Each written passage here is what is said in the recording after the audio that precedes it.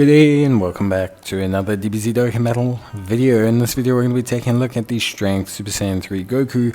I didn't get the summons for him, but I did manage to find a pretty cool friend lead that was 90%. So unfortunately this video doesn't really have the whole 100% or 55%, but you know, I wanted to take a look at Strength Super Saiyan 3 Goku because firstly, 90% is basically the same as 100%. For those who don't know, it's like I think 6% loss in stats and 1 node.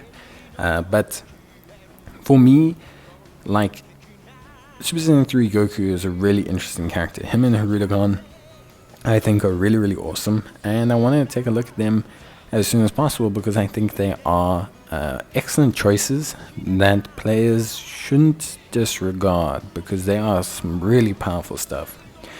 Goku's movie heroes or final trump card lead of 170% with an additional 30% for characters who are Super Saiyan 3 or Kamehameha. He greatly raises attack for 1 turn and raises his defense for 1 turn whilst causing immense damage to the enemy. Key plus 3 attack and defense of 200% with a medium chance of crit and a high chance of evading the enemy's attack. He gets an additional 150% attack and defense when performing a super attack, and he will get an additional 159% attack and defense with a 20% increase to his crit and evasion chance as a second or third attacker in a turn. He will then get an additional 159% attack and chance of performing a critical hit of 50% when HP is 59% or less. He also has a great chance of nullifying unarmed super attacks that are directed at the character. His standby mode can be activated when HP is 70% or less, starting from the 3rd turn, or just flat out starting from the 6th turn from the start of battle.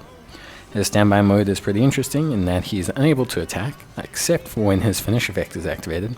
He has attack and defense of 333%, and an additional attack of 159% for 1 turn from his entry turn.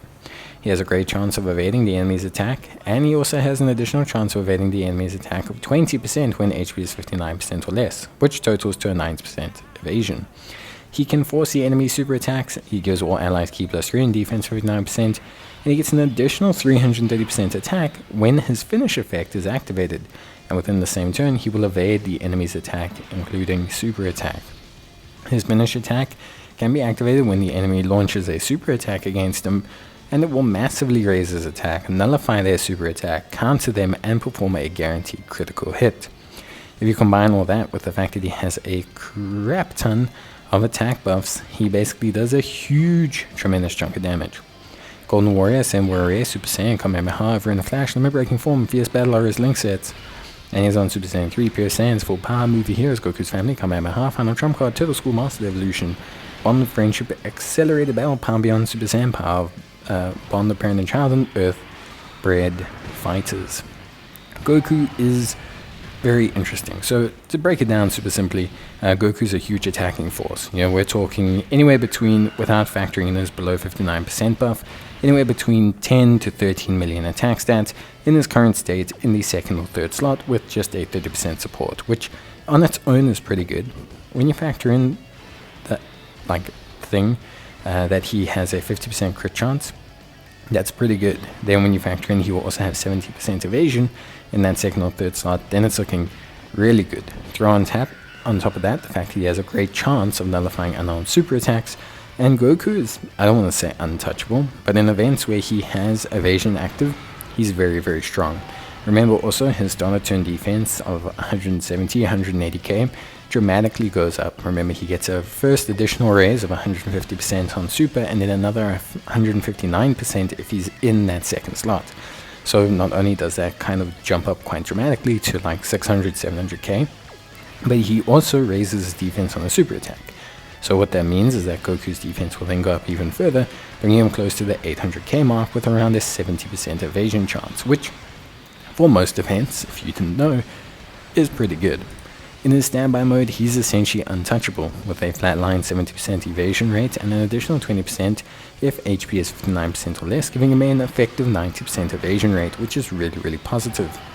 You also can see super attacks, which gives you the perfect setup to get his finish effect off and do tremendous damage. The big thing with Goku, the only thing with Goku, is that if you are doing an event where evasion is disabled, Goku does lose a large component of his defensive kit.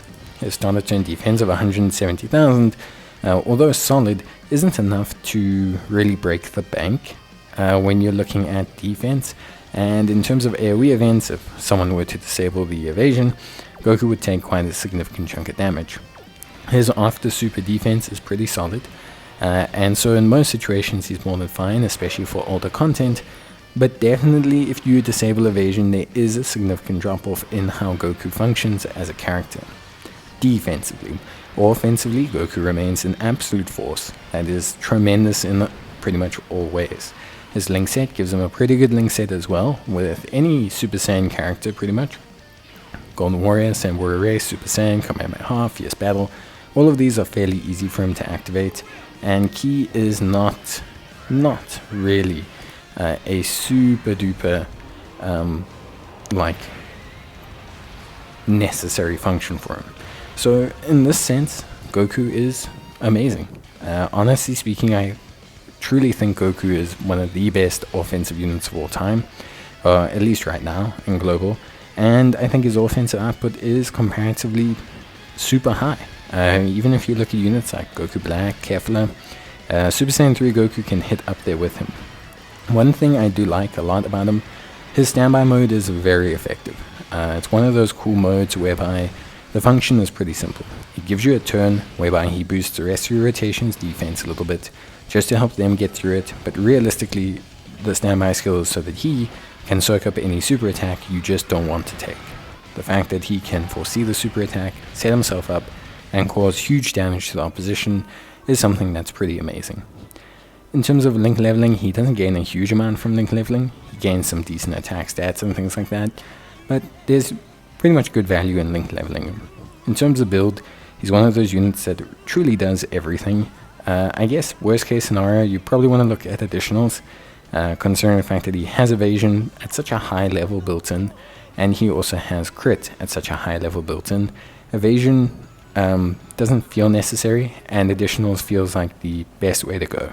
Getting him some additional super attacks not only will augment his damage, but also improve his raw defense after supers. Of course, you could go evasion and really just try to, like push it down, I think. So yeah, for me, ultimately at the end of the day, I think Goku's a fantastic unit. I think his offense is amazing. I think his defense is really solid.